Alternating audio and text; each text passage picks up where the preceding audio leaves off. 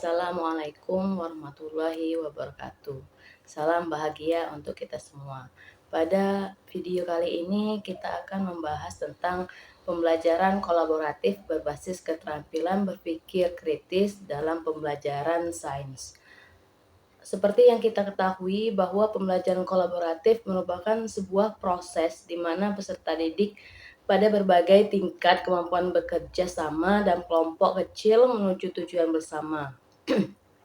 Pembelajaran kolaboratif ini merupakan pendekatan yang berpusat pada peserta didik yang berasal dari teori pembelajaran sosial serta perspektif sosio-konstruktivis tentang pembelajaran. Kolaboratif dapat diklasifikasikan sekurang-kurangnya pada 3 ranah, yaitu kolaborasi sebagai kompetensi, kolaborasi sebagai aksi, atau implementasi dan kolaborasi sebagai model pembelajaran. Sedangkan kolaborasi sebagai model pembelajaran merupakan suatu upaya dari guru ataupun para pendidik untuk meningkatkan efektivitas dan efisiensi pembelajaran. Sebagai suatu strategi pemecahan masalah, pembelajaran dan mencapai tujuan pembelajaran secara optimal. Kira-kira apa saja jenis strategi yang bisa kita gunakan untuk pembelajaran di bidang sains atau IPA? Yuk kita diskusi sama-sama. Yang pertama, model pembelajaran learning together. Model pembelajaran ini merupakan model kooperatif yang pembelajarannya memberi kesempatan pada anak didik untuk bekerja sama dengan sesama siswa dalam tugas-tugas yang terstruktur.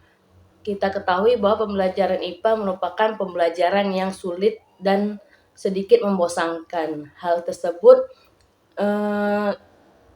telah diketahui dan telah berkembang kesan yang buruk sehingga beberapa siswa tidak mengemari atau bahkan membenci pembelajaran IPA. Untuk itu diperlukan suatu model ataupun metode dan juga teknik pembelajaran yang efektif dan efisien untuk mempermudah menyampaikan materi pelajaran IPA.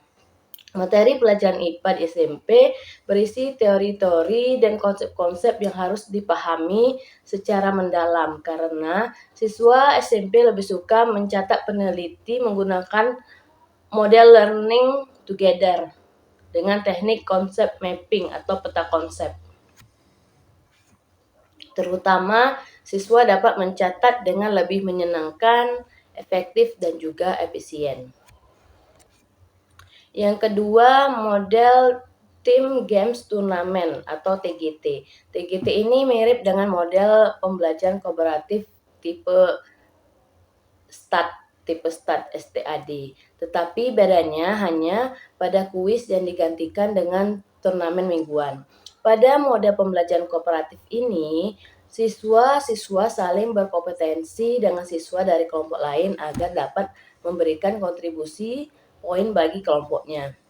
Suatu prosedur tertentu digunakan untuk membuat permainan atau turnamen berjalan secara adil. Penelitian menunjukkan bahwa model pembelajaran TGT ini terbukti efektif meningkatkan hasil belajar pada siswa. Kemudian model pembelajaran yang ketiga adalah Group Investigation atau GI. Dasar-dasar dari metode Group Investigation ini dirancang oleh Herbert Talon, selanjutnya dikembangkan oleh Sharan dan kawan-kawannya. Dibandingkan dengan model STAD ataupun Jigsaw, Group Investigation ini merupakan model pembelajaran yang lebih kompleks dan paling sulit dilaksanakan dalam pembelajaran kooperatif. Pada model GI, sejak awal siswa dilibatkan mulai dari tahap perencanaan, baik dalam menentukan topik maupun cara untuk mempelajari melalui investigasi. Kemudian model yang selanjutnya yaitu tipe Jigsaw Prosedur. Pada model pembelajaran kooperatif Jigsaw dikembangkan pertama kali oleh Elliot Aronson dan koleganya di Universitas Texas. Dalam pembelajaran kooperatif tipe Jigsaw ini, siswa bekerja dalam kelompok seperti pada STAD, siswa diberi materi untuk dipelajari, kemudian masing-masing anggota kelompok secara acak ditugaskan untuk menjadi ahli atau expert pada suatu aspek tertentu dari materi. Setelah membaca dan mempelajari materi, tim ahli dari kelompok yang berbeda mendiskusikan topik mereka dan kemudian kembali ke kelompok semula untuk mengajarkan topik yang mereka kuasai kepada teman sekelompoknya. Terakhir diberikan tes dan juga asesmen yang lain pada semua topik yang diberikan. Selanjutnya, model Student Team Achievement Division atau STAD yang kita lebih kenal dengan nama metodenya STAD. STAD ini siswa dikelompokkan ke dalam kelompok kecil, kemudian yang kita sebut dengan sebuah tim. Kemudian seluruh kelas diberikan presentasi materi pelajaran, siswa kemudian diberi tes, nilai-nilai individu digabungkan menjadi nilai tim. Pada model pembelajaran kooperatif tipe ini, walaupun siswa dites secara individual, siswa tetap dipacu untuk bekerja sama untuk meningkatkan kinerja dan juga prestasi timnya. Kemudian bagaimana sih langkah-langkah yang harus dilakukan kita sebagai guru untuk mendesain pembelajaran ini? Nah, jadi begini, langkahnya tuh seperti yang pertama mengumpulkan materi, kemudian membagi kelompok, kemudian penugasan, dan juga diskusi dalam kelompok, presentasi kelompok, dan juga diskusi kelompok. Setelah semuanya selesai, maka guru bersama siswa melakukan refleksi.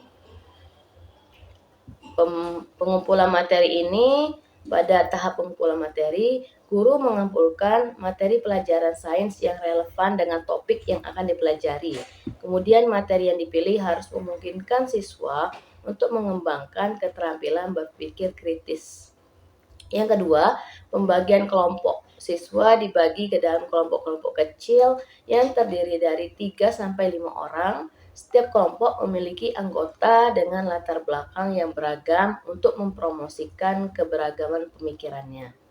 Yang ketiga, penugasan. Guru memberikan tugas kepada setiap kelompok yang mengharuskan siswa menerapkan keterampilan berpikir kritis. Tugas-tugas ini harus mendorong siswa untuk memecahkan masalah, menganalisis data, dan juga mengembangkan argumen berdasarkan bukti-bukti ilmiah.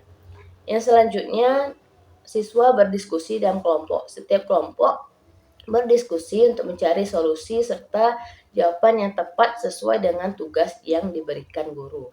Guru berperan sebagai fasilitator dengan mengarahkan diskusi dan memberikan pertanyaan yang mendalam. Selanjutnya, presentasi kelompok. Setiap kelompok mempresentasikan hasil diskusi mereka ke depan kelas. Presentasi harus mencakup alasan logis dan juga bukti-bukti ilmiah yang mendukung jawaban ataupun solusi yang mereka temukan. Selanjutnya, setelah presentasi maka adalah diskusi kelompok. Setelah semuanya sudah presentasi, kemudian guru memfasilitasi diskusi kelas untuk mengevaluasi jawaban dan juga solusi yang diberikan. Diskusi kelas ini memberikan kesempatan bagi siswa untuk berbagi pendapat, membandingkan hasil, dan juga memperdalam pemahaman mereka tentang topik tersebut. Selanjutnya, setelah diskusi kelas selesai, maka dilakukanlah refleksi. Mereka harus mempertimbangkan keterampilan berpikir kritis apa yang telah mereka gunakan, kendala yang mereka hadapi, dan bagaimana mereka dapat meningkatkan keterampilan tersebut di masa depan. Model-model pembelajaran ini mengembangkan keterampilan berpikir kritis siswa melalui kerjasama dalam kelompok, diskusi yang mendalam, serta penerapan konsep sains dalam pemecahan masalah nyata. Akan tetapi, setiap model pembelajaran mempunyai sintaks-sintaks yang berbeda.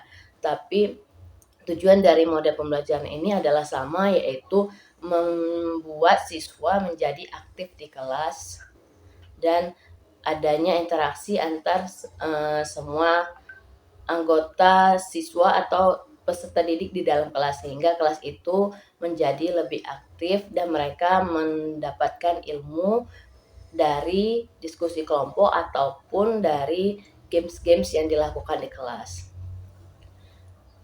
Baik, sampai sini dulu bagi teman-teman yang mungkin ada pengalaman pembelajaran di kelas dengan menggunakan model-model pembelajaran ini, silakan tulis komen di bawah, kita diskusi bersama-sama. Terima kasih. Assalamualaikum warahmatullahi wabarakatuh.